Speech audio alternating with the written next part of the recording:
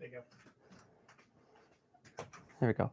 Okay, just let me need to get my notes up and all right, everyone, welcome back to the NASCAR recap. I'm your host, Sean Urban, and we've had a bit of a long sabbatical. A couple weeks ago, during the floods at Iona, the studio was nearly destroyed, and we were put out of commission. And then when we were brought back, I also had advisement for my classes, so I was unable to make the showtime. But we are back, and I've got some news and drama out of the NASCAR world. So I think I brought up Texas in the last. No, no, I didn't bring up Texas. So the round of 12, I'm going to recap real quick since I'm pretty behind it. Round of 12 recap. Winners are William Byron, Ryan Blaney, and AJ Allmendinger at the Roval. Byron won at Texas after a late pass on Bubba Wallace after Wallace wrecked Kyle Larson. Ryan Blaney edges out Kevin Harvick, who almost got his last career run, and Harvick would come in second, but unfortunately, Harvick was disqualified for a insecure windshield or the windshield fasteners on his car. And then AJ Allmendinger won a pretty quiet race at the Roval. And now we are in the round of 8. It's a win and you're in situation for all drivers at this point. And so Kyle Larson started off the round of 8 winning at Las Vegas, locking himself into the championship for the first time since his maiden campaign run in the four or 2 years ago in 2021. William Byron would come in fifth and continue to lead in second. And it's now 8 drivers that are fighting for now 7 drivers fighting in a spot from the eliminated Bubba Wallace, Brad Keselowski, Kyle Busch, and Ross Ross Chastain. And just that's all I have right now. Homestead Miami's this week, but there's some new I wouldn't say drama, but I'd say the NASCAR schedule. I said it last time that we were waiting for it to get released, and it finally got released. And I'm gonna go over it with you guys. So starting February 4th, we return to the Clash at the Coliseum for the third year. And then we obviously go over to Daytona with the duels and the Daytona 500 on February 18th.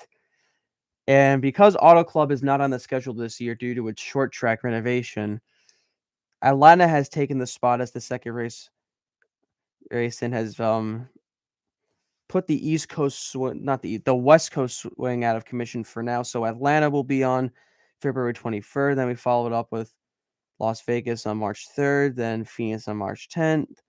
And for the first time since 2021, Bristol will have a concrete spring race after low reception from fans about the dirt race. NASCAR has, and with a really good race from the next gen car at Bristol, NASCAR has decided that they are going to bring both concrete races back this year. So it's nice to see concrete spring Bristol return. And then we're back at Circuit of the Americas March 24th, Richmond March 31st, Martinsville April 7th, Texas April 14th. Texas is no longer in a playoff spot right now. It's no longer a playoff race. Talladega April 23rd, Dover April 28th. Kansas will be May 9th, Darlington May 12th. The All-Star race will once again return to North Wilkesboro this year or next year for the All-Star race. The Coke 600 will be May 26th. Gateway will be June 2nd, Sonoma June 9th, and a new entry from a NASCAR track, Iowa Speedway, which was most famous for the trucks and Xfinity races that were held in the early 2000s. I believe the Truck Series still races there. Iowa will now be getting a date for the Cup on June 16th, and it will also be a night race at 7 p.m. on USA Network. And New Hampshire moves out of my birthday weekend spot as it moves to the June 23rd slot. Nashville will be June 30th. Yet the Chicago Street Race will return to the streets of Chicago on July 7th. Pocono will be the weekend after, July 14th. And Indianapolis, for the first time since the Since the pandemic, we'll be returning to the oval. That's right. The actual Brickyard 400 has been revived with good racing on the oval and mid racing on the road courses. They have decided that they are going to bring the oval back, meaning that NASCAR has once again become the only series outside of IndyCar that races on the oval. So I'm really happy to see, and that is definitely a race I'm going to work hard to get to. And after Indianapolis, we will have a 2-week Olympic break. I believe the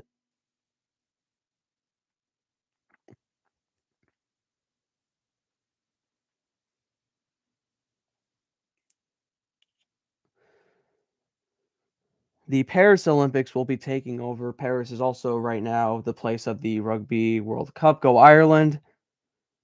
And when we return, that we'll be back at Richmond on August 11th and Michigan August 16th. And we'll in Daytona this year is not the regular season finale. Darlington will be the regular season finale. The Southern 500 will be the end of the regular season as Daytona will move up into the second super speedway spot as oh wait, no, I was about to be wrong. But yeah, the playoff picture for this year is looking really mixed up and really, I think, really exciting.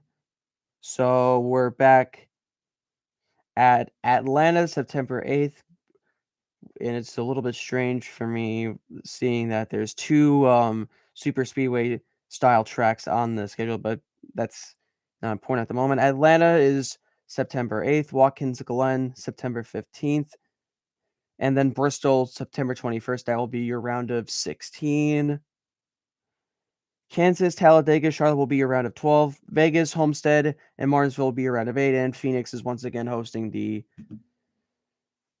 championship race. And how do I feel about it?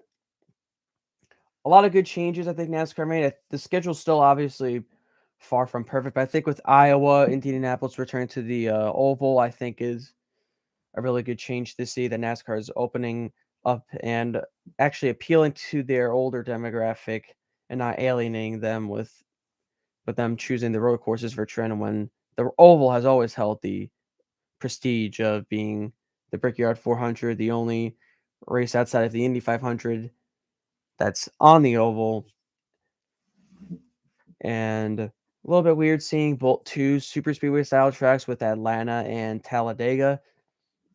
But I think it's cool that Watkins Glen, which is predominantly a New Yorker track up in the Catskills by Watkins Glen, is getting a playoff date, which I find it cool. Also, two road course races. I never realized I don't think you can take Watkins Glen out of the schedule. I that's it's impossible. Too many people don't want it to leave. But that's all I got for the schedule and some driver announcements lately. There's only really been one big announcement is that Carson Hosefar, uh the driver from the Truck Series and Xfinity Series who has subbed in for drivers such as Noah Gragson and Corey LaJoy, is joining Spire full time next season.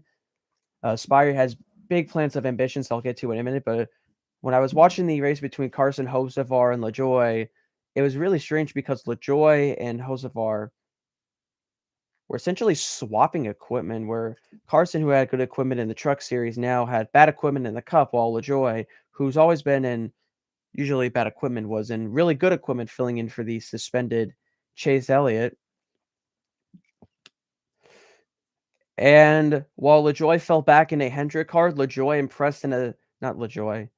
No, while LaJoy impressed in a Hendrick car, Hocevar was running in the top 10 at many times during the race before brake issues would take him out. And eventually that opened the door for him to fill in for Noah Gragson, who was suspended by NASCAR in the summer months and put out some really good showings, finishing 7th at Bristol earlier in the playoffs. And Spire announced this year that they're making him full time for 2024, and I'm really happy to see that he's there. And Kyle Busch Motorsports, a truck series that has over 100 wins. I haven't checked the notes if they won a championship or not, but they have raised a lot of champions that have made it up to the Cup Series and a lot of great drivers, such as William Byron, who raced for KBM in 2016, that led a near championship run. But if a late race engine failure didn't take him out of Vegas, he would have won the championship because he went at Homestead Miami. But problem, he was out of the playoffs, so he didn't win. But Kyle Busch Motorsports, that converted to Chevy, has sold their equipment to Spire in the Truck Series. They have big ambitions to move up to the front.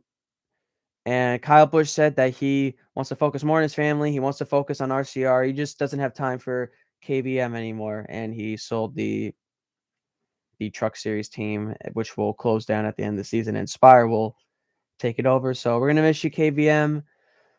And that's all I have right now. This weekend will be Homestead, Miami. Kyle Larson is the only driver in the championship for right now. I will see you all next week, and I hope to be more consistent with this. And yeah, take care, everyone.